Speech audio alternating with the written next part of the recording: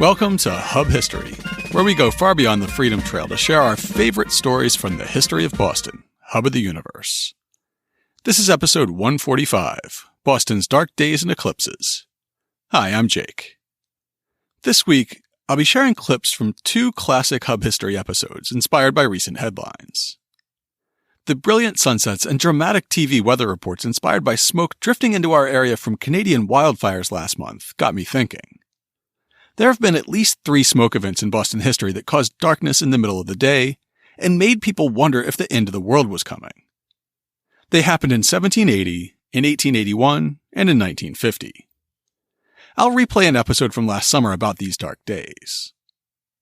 Of course, the people who lived through those dark days compared them to solar eclipses. I'll also be sharing a segment from the summer of 2017 that explores the solar eclipses that early Boston witnessed, from soon after European colonization to the turn of the 19th century. But before we talk about Boston's dark days and solar eclipses, it's time for this week's Boston Book Club selection and our upcoming historical event. My pick for the Boston Book Club this week is a satirical map of Boston which was created by Daniel Wallingford and published in the 1930s. It's titled A Bostonian's Idea of the United States of America, and if you've ever seen the famous New Yorker cover presenting A View of the United States from 9th Avenue, you're familiar with the genre. It pokes a bit of gentle fun at our provincialism and our self-regard. On this map of the United States, New England is as big as the rest of the country combined. The distance from Boston to Provincetown is represented as roughly equal to the distance from Boston to St. Louis. An inset map of Boston and the wider New England area are rendered in faithful detail, while the rest of the country suffers from a hilarious level of carelessness. Washington, D.C. is portrayed as being basically right next to Pittsburgh, which is in turn right next to Wyoming. Out on the West Coast, Omaha and Denver are sandwiched right between Portland and San Francisco. Of course, since it purports to convey the Boston mindset, the whole thing is topped off by a representation of a codfish. There's a disclaimer warning readers not to use the map for navigation, astronomy, or meteorology. And then a note discusses what it means to be a Bostonian. A person born in the city of Boston and residing in Boston may not be a Bostonian. Yet a person born in Hingham, residing in Newton, dilatory domicile Magnolia, with frequent crossings to England and the continent, is likely to be a Bostonian. The lack of a definite textbook definition for a Bostonian has added to the many difficulties encountered by the publishers of this map. The ideas held by many Bostonians concerning the United States have been gathered, evaluated, weighted, and combined. This map, a composite of these ideas, is the result. In this week's show notes at hubhistory.com/145, we'll have a link to see an online copy of the map in the BPL's Leventhal map collection. You can zoom in to see all the notes and quirks in glorious detail. We'll also include a link to a 2011 article from the map-obsessed blog Bostonography that I first learned about the Wallingford map from. And for my upcoming event this week, I'm featuring Phyllis Wheatley Day at Old South Meeting House. In 1761, slave traders kidnapped a young girl who was about 7 years old from West Africa, perhaps from today's Gambia or Senegal. She was put on the ship Phyllis and brought to Boston, where she was purchased and enslaved by a man named John Wheatley for his wife Susanna. The girl was named Phyllis Wheatley after the ship that carried her and the family that enslaved her. The Wheatley family soon recognized Phyllis's towering intellect and provided her with an education that few enslaved people, even in enlightened New England, could have hoped for. She learned to read and write English quickly, then took up Latin and Greek, and soon read the classics in their original forms. She began writing poetry, and researchers have turned up evidence that she was published as early as 1767. Today, she's remembered as the first African American to publish a volume of verse, and the first woman to do so in America. The book would come later, in 1773, and still later she would be manumitted. However, a decade after her arrival in Boston, when she was gaining fame and respect as a poet but was still enslaved, Phyllis Wheatley became a full member of Old South Church on August 18, 1771. Now the state's celebrated, if celebrated is the right word, as Phyllis Wheatley Day at Old South Meeting House. The event's free with museum admission, and it'll go from 9:30 a.m. to 5 p.m. on Sunday, August 18th. Stop by to meet a costumed reenactor portraying Phyllis Wheatley and learn more about her remarkable life. Before we get started with the show, I'd like to take a brief moment to thank everyone who supports us on Patreon. For as little as $2 a month, you can help us offset the costs of making and improving Hub history. One goal I have in the coming months is moving our show to another podcast host. Our current host hasn't made changes to support the newest features in Apple Podcasts, and they don't integrate directly with Spotify, which is quickly becoming one of the top podcast apps. Of course, an upgrade like that will mean a more expensive hosting plan, but you can help. If you're not already supporting the show, please check out patreon.com/hubhistory or go to hubhistory.com and click on the Support Us link. There, you'll see the rewards available for our Amelia Earhart, Lewis Hayden, and Abigail Adams supporters. For those who are thinking about supporting the show, and especially to those who already do, thank you. We couldn't make Hub history without you. And now it's time for this week's main topic. We were inspired to release this episode by the brilliant red sunsets and slightly worrisome weather forecasts in Boston during the week after the July 4th holiday this year. For example, here's what WCVB said on July 10th. You may notice a little bit of haze in the sky today, and it actually has to do with some fires that are burning in Canada. These wildfires have been bringing plumes of smoke due to the jet stream here across parts of northern New England the past couple of days, and some of that smoke may be more directed here into southern New England as we go through the day. So if you notice a little bit of haze in the sky, that is why. That put me in mind of 3 incidents across 3 centuries when daytime turned to darkness in the skies over Boston. It may sound like I'm talking about solar eclipses, but they were actually smoke events in 1780, 1881, and 1950. Each time, people were confused and frightened. And each time, there was speculation that the end of the world was at hand. This segment originally aired in June of 2018 as episode 85. Writing from her home in Braintree, our old friend Abigail Adams describes a phenomenon that would come to be known as the Dark Day of 1780 in a letter to James Lovell.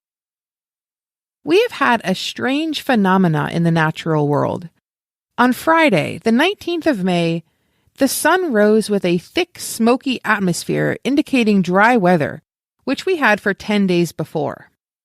Soon after 8 o'clock in the morning, the sun shut in and it rained half an hour. After that, there arose light, luminous clouds from the north and west, the wind at southwest. They gradually spread over the hemisphere till such a darkness took place as appears in a total eclipse. By 11 o'clock, candles were lit up in every house. The cattle retired to the barns, the fowls to the roost, and the frogs croaked. The greatest darkness was about 1 o'clock. It was 3 before the sky assumed its usual look. The luminous clouds disappeared, and it rained gently for an hour or 2. About 8 o'clock in the evening, almost instantaneously, the heavens were covered with Egyptian darkness. Objects the nearest to you could not be discerned, though the moon was at her full. It continued till 12 at night and then disappeared without either wind or rain. The clouds passed to the south and east. I have given you only my own observations. I hope some of our philosophical geniuses will endeavor to investigate so unusual an appearance. It is a matter of great consternation to many. It was the most solemn appearance my eyes ever beheld, but the philosophical eye can look through and trust to the ruler of the sky.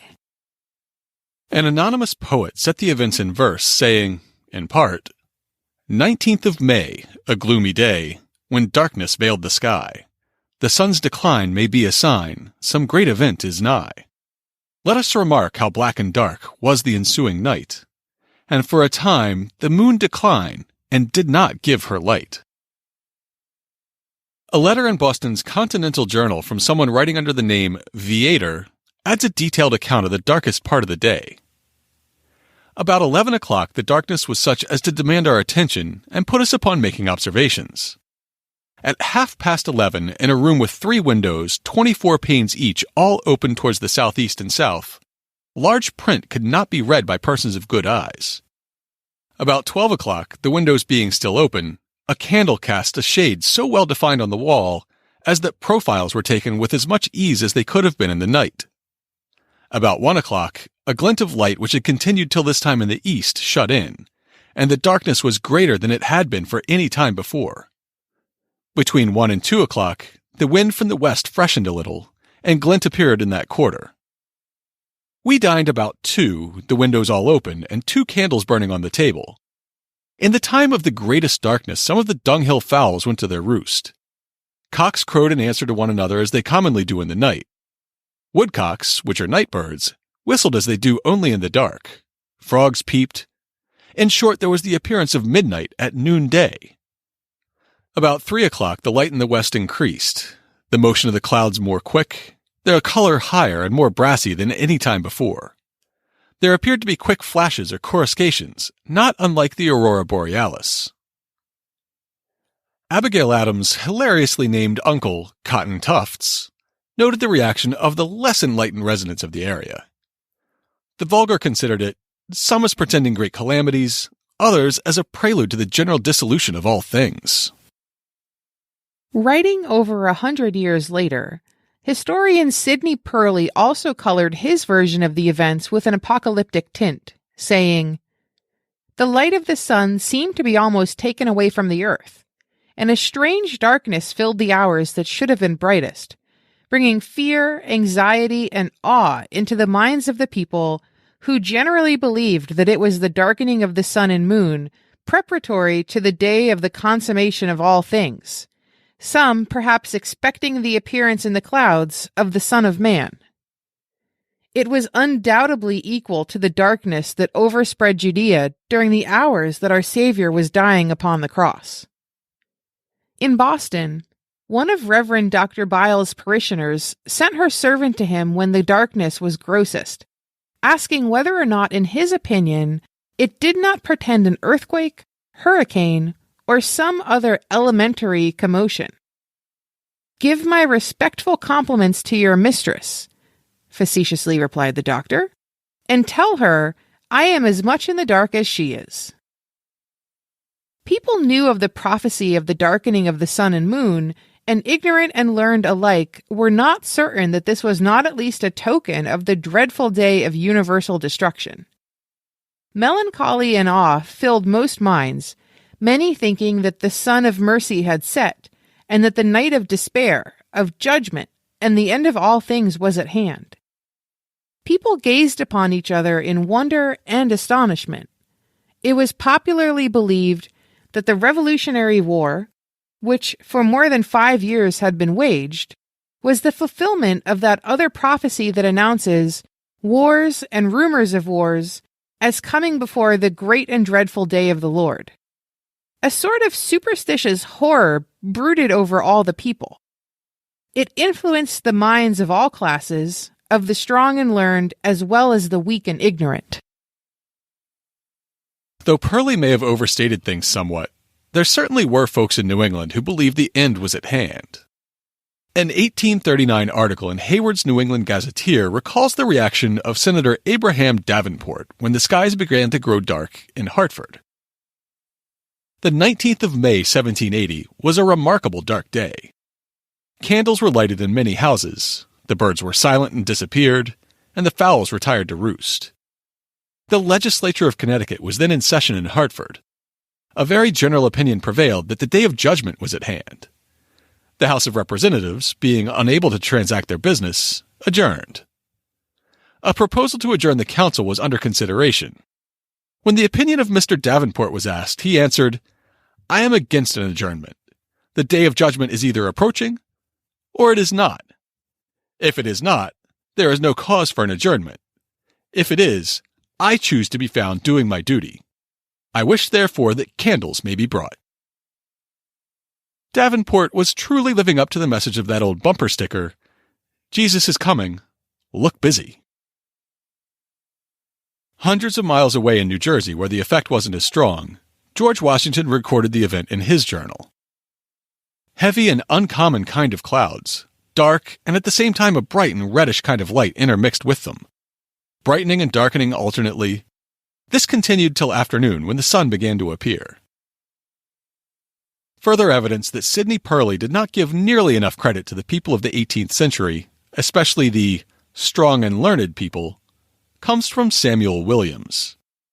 He was the A.M. Hollis Professor of Mathematics and Philosophy at Harvard, and he tried to give an exhaustive and objective description of the event. The time of this extraordinary darkness was May 19, 1780. It came on between the hours of 10 and 11 a.m. and continued until the middle of the next night, but with different appearances at different places. As to the manner of its approach, it seemed to appear first of all in the southwest. The wind came from that quarter, and the darkness appeared to come on with the clouds that came in that direction. The degree to which the darkness arose was different in different places. In most parts of the country it was so great that people were unable to read common print, determine the time of day by their clocks or watches, dine, or manage their domestic business without the light of candles. In some places the darkness was so great that persons could not see to read common print in the open air for several hours together. But I believe this was not generally the case. The extent of this darkness was very remarkable. Our intelligence in this respect is not so particular as I would wish, but from the accounts that have been received, it seems to have extended all over the New England states. It was observed as far east as Falmouth, and at that time Falmouth referred to the city we know as Portland, Maine. To the westward we hear of it reaching to the furthest parts of Connecticut and Albany. To the southward it was observed all along the seacoasts, and to the north as far as our settlements extend. It is probable it extended much beyond these limits in some directions, but the exact boundaries cannot be ascertained by any observations that I've been able to collect. With regard to its duration, it continued in this place at least 14 hours, but it is probable this was not exactly the same in different parts of the country. The appearance and effects were such as tended to make the prospect extremely dull and gloomy. Candles were lighted up in the houses.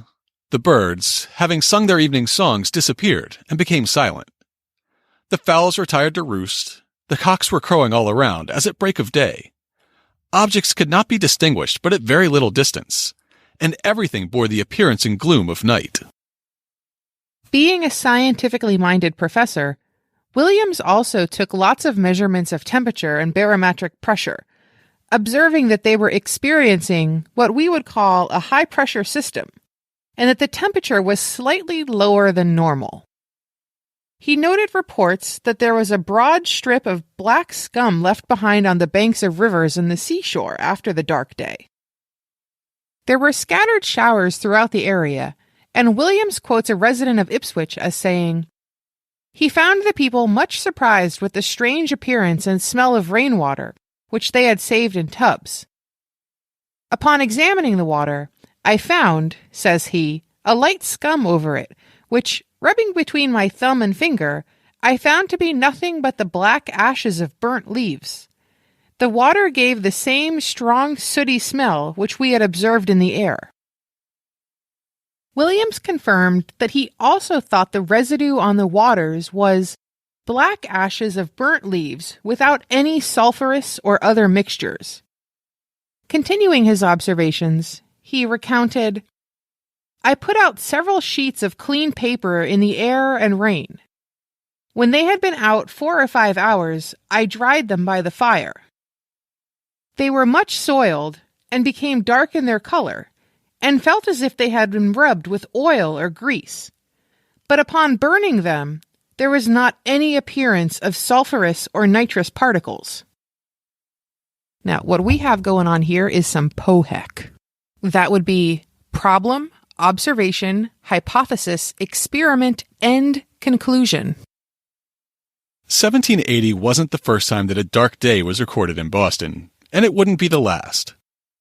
On October 21st, 1716, a Sabbath day, a similar event was recorded, though it's not nearly so well documented as the one that occurred almost 64 years later.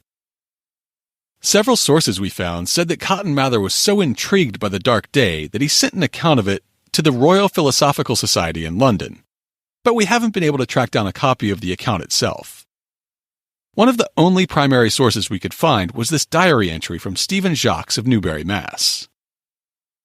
On the Sabbath day, about 11 o'clock in the sermon time, it grew so dark that one could not see a person from one end of the meeting house to the other, except it was against a window, nor could know another 4 seats off, nor read a word in a psalm book. It continued near half an hour. Some ministers sent for candles, some sat still till it was lighter. Some was ready to think the world was at an end. All seemed to be concerned.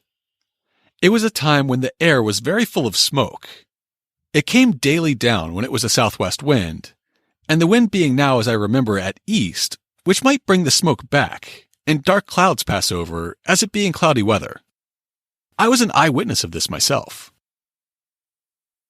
A 1912 U.S. Forest Service report about forest fires gives a list of dark days affecting New England that had entered the historical record up until that time. It includes dark days of varying intensity in 1706, 1716, 1732, 1780, 1814, 1819, 1836, 1881, and 1894. As we'll see, there was at least one more in 1950. But the next day of historical interest is what we know as the Yellow Day of 1881.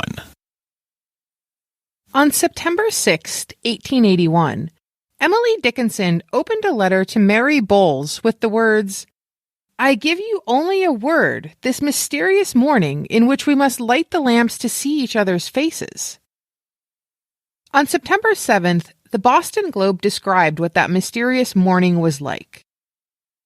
Yesterday, Boston was shrouded, and nature's gloom, soon infusing itself into the hearts of all, made it a day long to be remembered, reminding one vividly of that famous dark day of years ago. About 7 o'clock in the morning, the golden pall shrouded the city in its embrace, and the weird, unreal appearance continued throughout the day.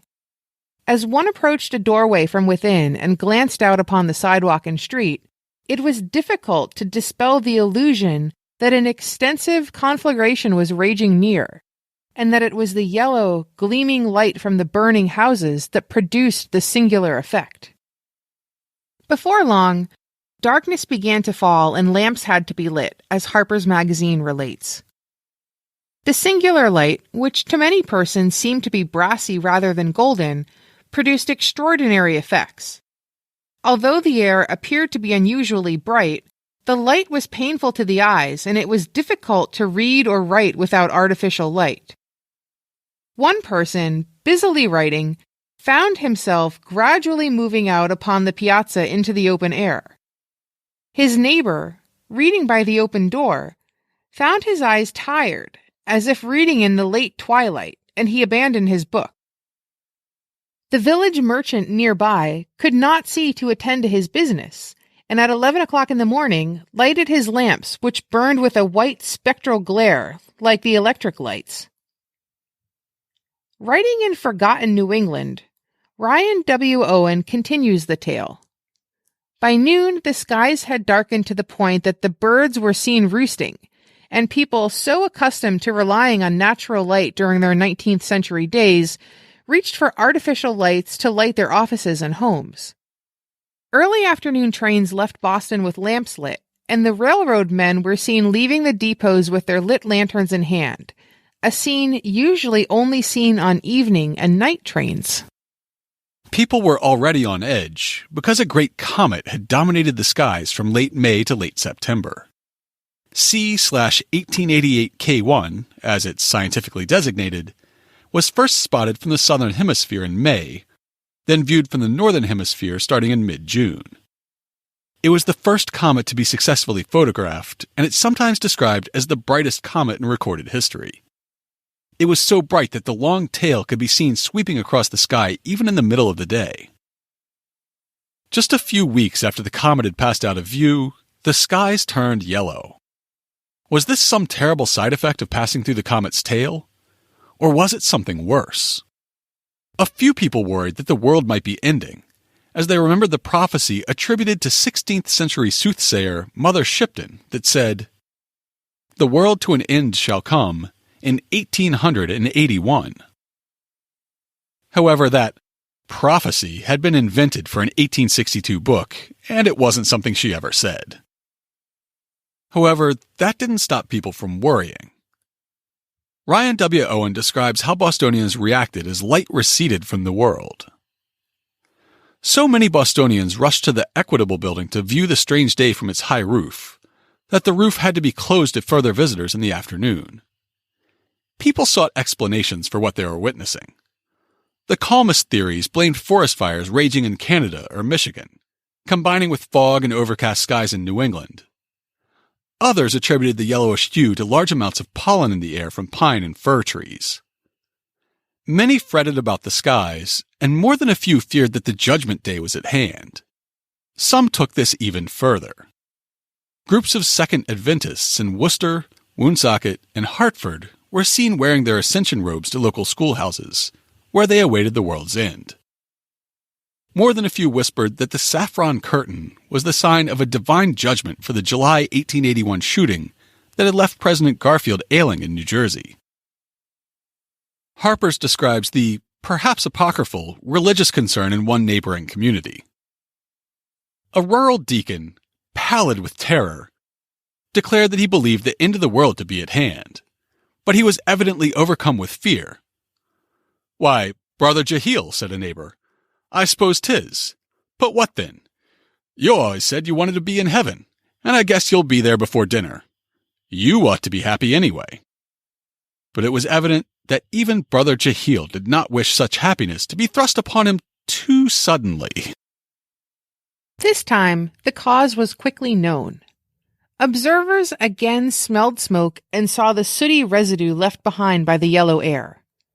Telegraph operators reached out across the country and soon heard news of the Great Thumb Fire. In faraway Michigan, in a corner of the map that looks like the thumb on a mitten, a forest fire was burning that would consume over 1 million acres of woodland before it burned itself out. Almost 300 people were killed, thousands of buildings were destroyed, and tens of thousands of people were left homeless. The Boston Globe describes the bizarre visual effects caused by the smoke-saturated atmosphere. From almost every store and dwelling, lights flashed and gleamed with the dazzling brightness and distinctive whiteness. Why gas should be thus affected is a question for the scientists to decide. By some, the opinion is held that the additional yellow rays in the atmosphere cut off those from the gas flame, and thus give it additional clearness, while others assert that it is accounted for by some peculiarity of combustion in the charged atmosphere. The public garden seemed to have taken on an additional charm with its display of varying greens and vivid colorings. Far stranger freaks were played with the colors there than those in the pictures of the human family in a photographer's gallery. Flowers of pink turned pure white, and the serene blue of lobelia became a deep bronze, while flowers of yellow became pearly in their whiteness. The grass became a wonderful blue in many places, and the trees varied in their colors, from deep sea green to Prussian blue, while here and there, where the specks of autumn had tinged them with its hue, they stood out from their places grave, dark, and rusty. A description from Professor Williams of the colors visible on the 1780 dark day makes it appear that the dark day and the yellow day were merely different degrees of the same phenomenon. The color of objects that day was also worthy of remark. It is mentioned in the observations made by the gentleman here that the complexion of the clouds was compounded of a faint red, yellow, and brown, and that during the darkness, objects which commonly appear green were of the deepest green, verging to blue, and that those which appear white were highly tinged with yellow. Much the same observation was pretty generally made. Almost every object appeared to me tinged with yellow, rather than with any other color. This I found to be the case with everything I held up to view, whether near or remote from the eye. That 1912 Forest Service report that we'll go into more detail with in a few minutes makes the connection clear. Most dark days might more properly be called yellow days. Even Black Friday, May 19, 1780, which was the most memorable of all the dark days of modern times, was preceded by a gradually increasing yellowness and an odor. Unlike in 1881, after the 1780 dark day, people were left guessing what had happened. The Boston Gazette attempted a bit of CYA by saying, "The printers acknowledge their incapacity of describing the phenomenon which appeared in this town on Friday last, and shall therefore leave it to astronomers whose more particular business it is. Cotton Tufts, Abigail Adams' uncle, recorded one possible explanation for the 1780 dark day. This uncommon darkness, greater in degree and longer in duration than it had ever been before, amongst us occasioned much speculation. Some attributed it to the influence of the planets, some to the effects of a comet, and some to the eruption of a volcano. A close attention to what appeared before and during this event will help us to, at least, a probable solution of this matter, without having recourse to the planets, etc. for a cause. Prior to this, the woods from Ticonderoga for 30 miles downwards had been for some time on fire. No rain for many days, winds chiefly at west and northwest. By these, the smoke and vapors were carried to a great distance, insomuch that in our vicinity, the sky was at times obscured, the air crowded with smoke and vapors, a disagreeable smell like what proceeds from swamps on fire. Our Professor Williams got very close to the truth. And the cause from whence the uncommon quantity of these vapors was derived is easily ascertained. It is well known that in this part of America it is customary to make large fires in the woods for the purpose of clearing the lands in a new settlement. This was the case this spring in a much greater degree than is common. In the county of York, in the western part of the state of New Hampshire, in the western parts of this state, and in Vermont, uncommonly large and extensive fires have been kept up. A large quantity of the vapors, thus collected in the atmosphere on the 19th of May, were floating near the surface of the earth. Wheresoever the specific gravity of any vapor is less than the specific gravity of the air, by the laws of fluids, such a vapor will ascend in the air. Where the specific gravity of a vapor in the atmosphere is greater than that of the air, such a vapor will descend. And where the specific gravity of the vapor and the air are the same, the vapor will then be at rest, floating or swimming in the atmosphere without ascending or descending. Williams then references his barometrical readings to theorize that the specific gravity of the vapor on the 19th of May was greater than the surrounding air because the smoke particles in it made it more heavy, and that was why the day turned so dark. Williams was right about the general cause. It was, in fact, smoke from forest fires. But he had some of the details wrong. The mechanism that caused the smoke to concentrate, causing the 1780 dark day and the 1881 yellow day, wouldn't be fully explained until 1912. And the source of the smoke wouldn't be discovered until 2005, 225 years after Williams published his paper. In 1912, Henry S. Graves of the U.S. Forest Service published a report called Forest Fires, Their Causes, Extent, and Effects, with a summary of recorded destruction and losses. In it, there's a whole section on the smoke phenomena of forest fires, which delves into dark days and, by extension, yellow days. The tendency is for smoke to spread out and to be dissipated. But if the volume is great, it may be identified for hundreds of miles, even when the cause of it is unknown. At greater distances where the smoke is more attenuated, there is only a slight obscuration of light, though if the smoke has descended to the earth, it may interfere with vision. At still greater distances from the fire, when the smoke has been further mixed with clear air, its presence can only be noted by a yellow or pearly haze about the horizon, or by the discoloration of rain. These phenomena, observed from time immemorial, have been known by various names. In this country as dark days, dry fogs, Indian summers, and colored rains. Dark days have been recorded for centuries. Usually, there is a gradually increasing gloom until it becomes so dark that artificial light is necessary. This darkness may last a few hours or several days, and decrease as gradually as it came.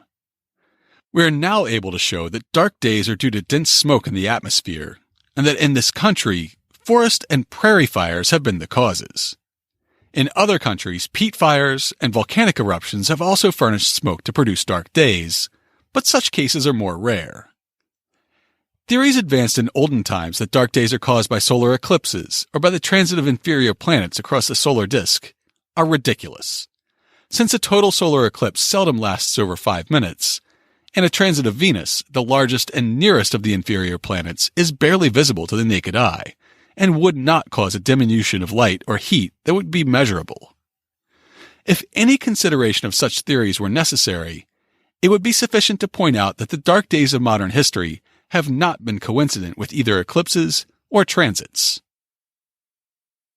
Graves then goes on to talk about the evidence that historic dark days were caused by fire, mostly by citing some of the same sources that we've already shared.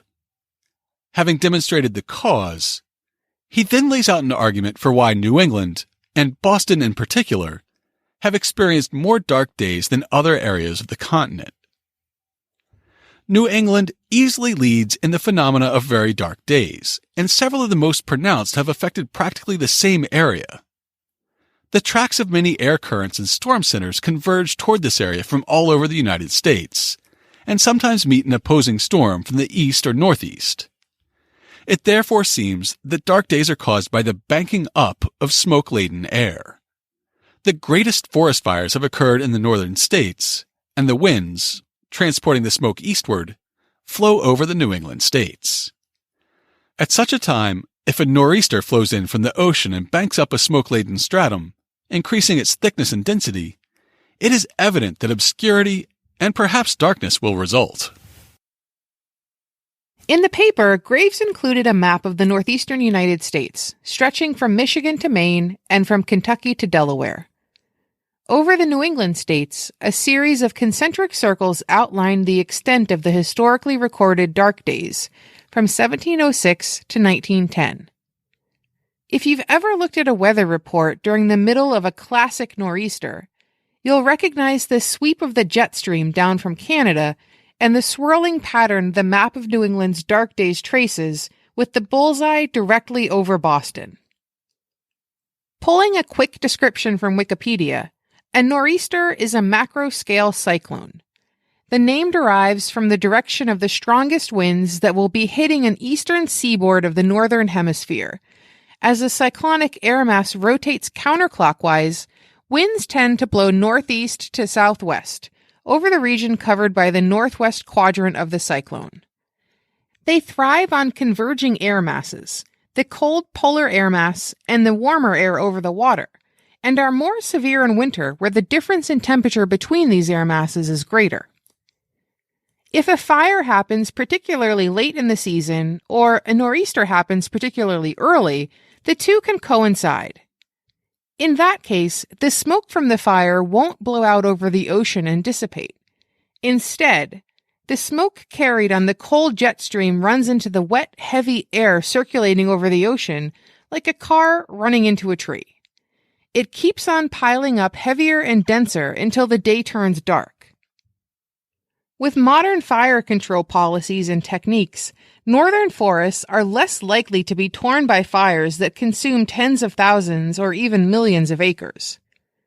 Less uncontrolled fires means fewer chances for dark days, but modern science allows us to see which fires of old led to the dark days we've discussed. A 2005 paper in the International Journal of Wildland Fire finally pinpointed the source of the 1780 smoke. By combing through the written records of the day and then overlaying that data with modern techniques for interpreting fire scar evidence, a group of experts believe they located the 1780 fire in the remote Algonquin Highlands in southern Ontario. In 1950, smoke from an even more remote source would cause another dark day in Boston, the last one we could find in the historical record. This time, we had the technology to know what was happening and where it came from, yet there were still people who refused to believe the science. Dark day truthers, if you will. It all started in a remote corner of Canada, as the Edmonton Journal recollects. The beginning of what some people thought was the end of the world started on June 2, 1950, with a small wildfire in the northeast corner of British Columbia. It had been an exceptionally hot spring, and forest fire managers were too busy with other fires in BC, Alberta, and the southern Yukon to do anything about a blaze that was remote and so far away from human settlement. The policy back then was to ignore fires that were 15 kilometers away from roads or human settlements. Within a few days, though, the fire crossed into Alberta's Chinchaga wildlands. Fueled by a tender dry forest that seemingly went on forever, the relatively small blaze developed into a wildfire of such monstrous proportions that the thickness of the smoke led some to believe that an atomic bomb had exploded and that the Western world was at war with Russia. The blaze burned for 222 days and torched a stretch of forest that was 245 kilometers long.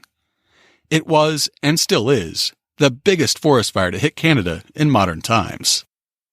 It ended up burning 4.2 million acres of forest, with the worst of the damage occurring when a strong, steady wind blew from September 22nd to 24th.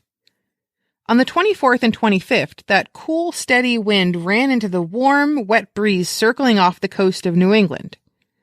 This time, Boston was on the northern edge of the affected area, becoming just dark enough to cause streetlights to come on during the daytime. The deepest darkness stretched from Virginia to New York. A resident of upstate New York wrote, "It was not until noon that I first noticed the strange yellow light outside. It kept getting darker and darker.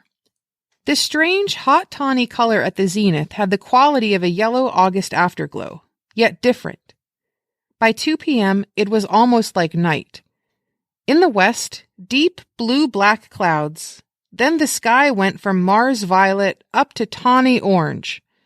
Lower clouds, white and cold. In the southeast, brilliant yellow light at the horizon." Another upstate New Yorker said, "We noticed that the sky was becoming dark, but with a strange color, a yellowish or greenish or even orange-brown. Having been to Sunday school and church that morning, my brother and I wondered if the hellfire and brimstone preacher had been right about the impending end of the world. Mother and Daddy, being a bit more aware of the larger world and its escalating politics of the Cold War with the USSR, atom bomb tests, and so on, speculated it might have been some sort of horrible weapon or bomb test perpetrated by the Soviets." A small sample of the explanations for the dark day on one online message board gives one a glimpse into the fever dreams of a populace that is no longer tethered to the concept of scientific truth. No one had an answer for what caused the unusual day. They set a fire in Canada. The army was testing a new weapon. A spaceship had covered the sun, and it was the end of the world, and on and on. Very few people remember that day. I would really like to know what happened. We didn't have cell phones, computers, or much TV. We really were in the dark. Let me know what you know about this day. One thing, it wasn't the end of the world. My father always told us that the cloud was from a nuclear test in the Ural Mountains in the USSR gone wrong, and it was the debris from the Ural Mountains and not simply a forest fire. The forest fires at Fort McMurray do not act the same way as the one that Sunday in 1950. That same cloud went around the world before it finally dispersed. I found an interesting article that indicates the military was conducting bioterror exercises on September 20th, 1950 on the West Coast. Ooh. Do you think it would have taken 4 days for that to reach us in the East? It would explain why the one woman who posted on your thread said that there was a high incidence of women having mentally retarded children during that time. Just a thought. I was born in 1971, and I just heard about Black Sunday today. So strange. I know. There are U.S. government Air Force theories about USAF using cloud seed cover weaponry in trials, and also the approval of N-bomb trials given that year in January. There was no odor of smoke, and I don't recall any stars visible. It seemed to take a lot longer than 2 minutes for the darkness to return to daylight. The only explanation I ever heard was the forest fire story, which I never believed. My own thoughts are of a government experiment to try to hide the carbon plants from the area from the view of aircraft from above. Surprisingly, none of these commenters left evidence of their PhD credentials. And that, my friends, is where Pizzagate, climate denial, and the Trump presidency come from. Of course, now that we've described these smoke events that resembled solar eclipses in many ways, it's only fair that we tell you about Boston's history with real eclipses. Back in August of 2017, Nikki and I traveled to Nashville to view the eclipse. While we were gone, we aired episode 42, a brief show about Boston's experience with partial and total solar eclipses in history. We started with a partial eclipse in 1659, not long after European colonization, and wound up with the total eclipse of 1806, which was nearly as perfect as is scientifically possible. Now, we're down in Nashville this weekend, hoping for good weather to catch the first total solar eclipse of our lives. Back in Boston, you'll be able to see the eclipse, but it won't be total. As we were getting ready for the trip, we wondered whether Bostonians had ever been treated to a total eclipse, and if so, when the first one was. I'm sure there were earlier eclipses, but the documentation isn't great before the Revolutionary War. First one I could find a record of that was visible from Massachusetts was on November 14th, 1659. Now, just as a reminder, a solar eclipse occurs when the moon passes between the sun and the earth, casting its shadow on the earth and causing darkness during daytime. An eclipse can be annular, where the moon appears to be smaller than the sun and causes a ring of fire effect. Or it can be total, where the moon appears to be the same size as the sun and completely obscures it. Because of the relative orbits of the earth and the moon, the path of totality during an eclipse tends to be just a few miles wide and hundreds or thousands of miles long. The 1659 eclipse was partial, meaning that the sun was not entirely obscured. The records of the town of Salem say, "An eclipse of the sun began presently after 7 o'clock in the morning, continued till 9:30. There were a couple of important eclipses during the American Revolution. During an eclipse on June 24th, 1778, the path of totality stretched from Mexico, across the American Southeast, and even into northern Africa. Here in Boston, we were outside the totality, but still treated to a partial eclipse. In an 1806 book on eclipses, the author uses a scale of digits to measure partial eclipses, with each digit being equal to 1/12 the diameter of the sun. He says, "In the year 1778, June 24th, there was a great eclipse of the sun. As seen from Boston, it was about 11 digits, the north side of the sun being visible in the middle of the eclipse. That's over 90% obscured, which must be a very dramatic sight. The only solar eclipse I can remember happened in the 90s, and I don't think the sun was over half obscured from where I was at the time." The path of totality in 1778 passed right over Virginia, but those of us who are on Team Adams will be satisfied that Jefferson did not have the pleasure of observing it. He wrote in a letter to a friend, "We were much disappointed in Virginia generally on the day of the great eclipse, which proved to be cloudy. In Williamsburg, where it was total, I understand only the beginning was seen. At this place, 11 digits only were supposed to be covered, as it was not seen at all till the moon had advanced nearly 1/3 over the sun's disk. Afterwards, it was seen at intervals through the whole. The egress particularly was visible. It proved, however, of little use to me for want of a timepiece that could be depended on." Things would get a little bit more interesting just 2 years later. The eclipse of October 27th, 1780 was expected to be about 10 digits, or 80% obscured when viewed from Boston. However, that time a party from Harvard set out to do exactly what we're doing this week. They would travel from Boston to chase the path of totality. For them, that meant going north. Totality was expected to be visible from the Penobscot Bay along the coast of Maine. Unfortunately, we were still in the middle of our war for independence at that time. And even more unfortunately, the Penobscot Bay was being held by a strong British garrison. Just a year before, the Massachusetts Navy and militia had taken a large party to Maine and laid siege to Fort George in an attempt to dislodge the British forces there. If you listen to episode 25 about the court-martial of Paul Revere, you know that the siege ended in disaster. Every American ship was sunk or burned, and the militia was scattered into the forest and forced to walk back to Boston over land. Needless to say, the British were not dislodged.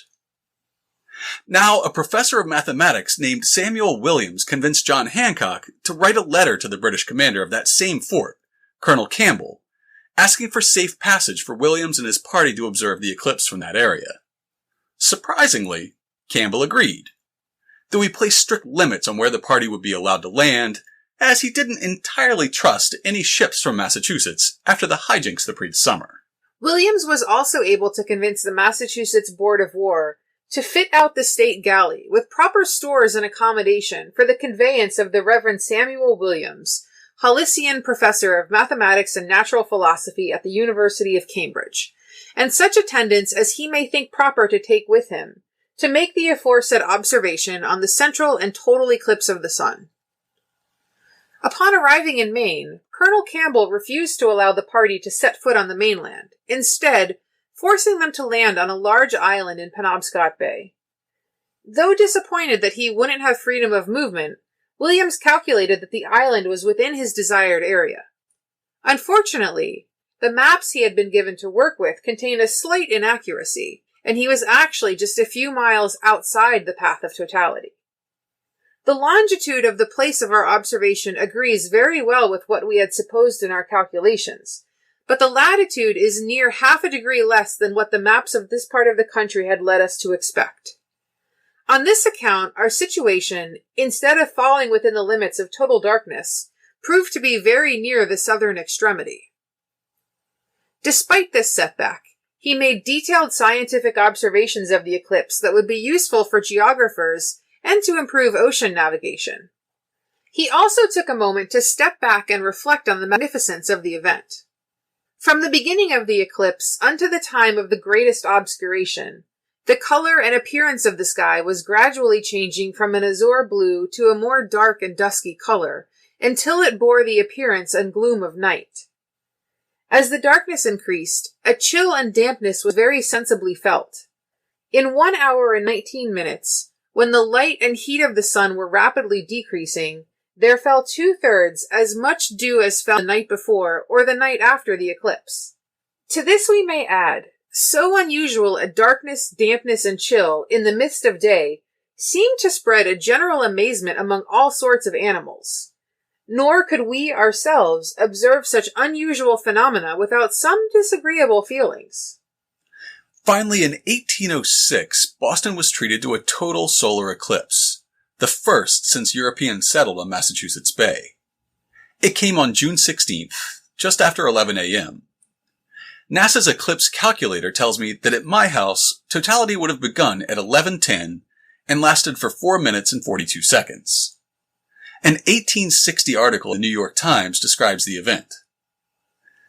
Probably no eclipse that has happened since the settlement of the country caused as much excitement as this, and even now it is frequently alluded to by the fortunate spectators of the phenomenon. Indeed, it took place under a rare coincidence of favorable circumstances. The day was cloudless, the total obscuration occurred near noon, when the augmentation of the moon's diameter for its altitude is the greatest, and its apparent motion from the sun in longitude the slowest, and also at a time when the sun was about at its greatest distance from the earth. The duration of the total eclipse was therefore very long, and nearly as long as it can be. Much as Williams had observed amazement among all sorts of animals during the 1780 eclipse, the cows on Boston Common seemed pretty amazed by the 1806 eclipse. Benjamin Bussey, founder of Harvard's Bussey Institute of Biology, recorded that the cows on the Common, we are told, discovered sensible marks of agitation. Some of them left the ground and proceeded homeward. Rest gathered around a person who was crossing the Common at the time and followed him with apparent anxiety, as if soliciting protection. A month before the eclipse, Andrew Newell had published a booklet called Darkness at Noon, telling people what to expect during the eclipse. In it, he recommended eclipse viewing methods that would make your mother cringe. These are definitely not NASA-recommended safe techniques.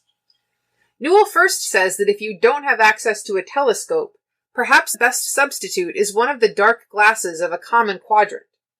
Editor's note: don't use common sunglasses to view the eclipse. You will burn your retinas out. Only special solar glasses are safe.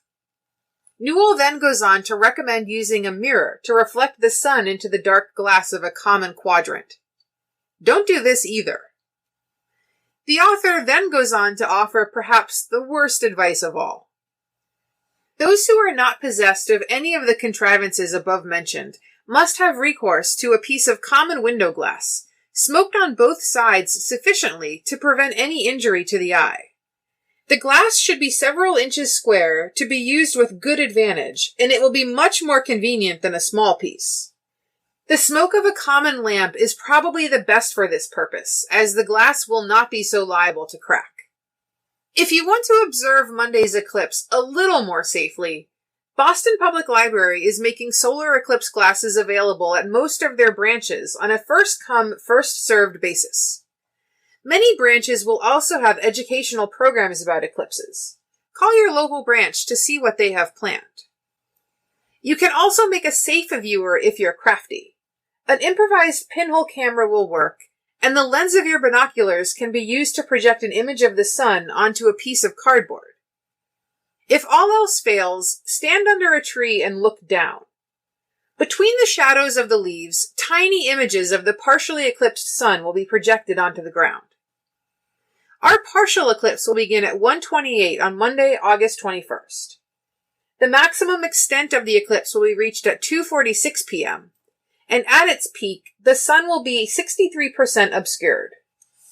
That's just about 8 digits, less than both the 1778 and 1780 partial eclipses we discussed, but still a dramatic sight to see. We wish you clear skies and safe retinas. To learn more about Boston's dark days and the history of eclipses in Boston, check out this week's show notes at hubhistory.com/145. We'll have plenty of links to historic maps, images, and all the primary sources you need to understand both stories. And of course, we'll have links to information about our upcoming event and the satirical Wallingford map, this week's Boston Book Club pick. If you'd like to leave us some feedback, you can email us at podcast@hubhistory.com. You can call and leave a voicemail at 617-383-9255, and we'd love to play it on the show. We are Hub History on Twitter, Facebook, and Instagram. Or just go to hubhistory.com and click on the Contact Us link. While you're on the site, hit the subscribe link and be sure that you never miss an episode. We are in all your favorite podcasting apps, including Google Podcasts, Stitcher, Pocket Casts, TuneIn Radio, Player FM, and many more. Stream the show every Sunday night at 8 p.m. on bostonfreeradio.com. You can also listen on your favorite smart speaker. If you have an Amazon Echo, just say, "Alexa, play the Hub History podcast." Or if you have a Google Home, you can say, "Hey Google, play the Hub History podcast." Sure, playing the latest episode of Hub History, our favorite stories from Boston history. Apple Podcasts is still the most popular app for listening to podcasts. If you subscribe on Apple, please consider rating and reviewing us. It helps us show up higher in the podcast rankings where people can find us more easily. If you write us a review, drop us a line and we'll send you a Hub History sticker as a token of appreciation. Or just tell a friend about us. Word of mouth is truly the best way to help new listeners discover the show. That's all for now. We'll be back next time to talk about Governor William Phipp's ill-fated expedition to Quebec.